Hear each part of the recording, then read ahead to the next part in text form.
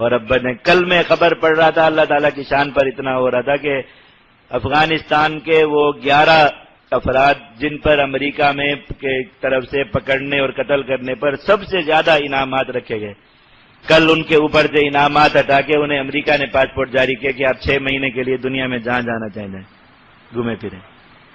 یہ اللہ کی شان ہے، اللہ کی شان۔ لوگ سمجھتے نہیں اس چیز کو، مانتے نہیں۔ یہ دنیا کے گھومنے پھرنے کے قانون کس کے تابع ہیں؟ وہ جس پہ بیٹھ کے پابندی لگاتا ہے کہ تم نہ گھومو تو اس پہ پابندی لگ جاتی ہے، جس کو اجازت دے دیتا ہے گھومو پھرو تو وہ گھومتا پھرتا ہے۔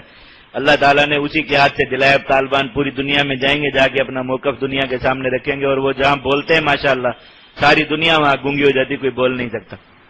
یہ 3 مہینے پہلے طالبان کا وفد روس گیا، پوری دنیا کے نمائندے وہاں بیٹھے ہوئے تھے، طالبان کے نمائندے نے تقریر کی، آپ یقین کریں وہ اپنی تقریر کے دوران 4 بار اس نے وقفہ کر کے لوگوں کو اشارے کر کر کے ان کو کہا کہ کوئی میری بات کا جواب دینے کے لیے کھڑا ہو جائے۔ سب ایسے سر جھکا کے بیٹھے ہوئے، کوئی بات کا جواب دینے کے لیے کھڑا نہیں ہو رہا، اس طرح ذلیل کیا ساری دنیا کو۔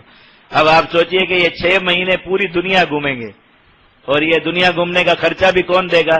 اقوام متحدہ۔ بھئی جہاں جانا چاہیں گے صرف بتائیں گے کہ فلاں ملک جانا ہے، ویزا، ٹکٹ اور وہاں 5 اسٹار ہوٹل کا انتظام، یہ سارا کچھ کرو، تو اقوام متحدہ کی ذمہ داری ہے وہ کر کے دیں گے۔ اور وہاں جا کے بتائیں گے کیا؟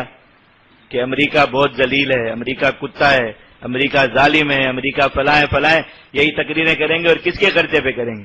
امریکہ کے خرچے پہ کریں گے۔ یہ ہے اللہ کی شان۔ اللہ تعالیٰ اس طریقے سے اپنا آپ منواتے ہیں، لوگوں کو پھر بھی سمجھ میں نہیں آتا۔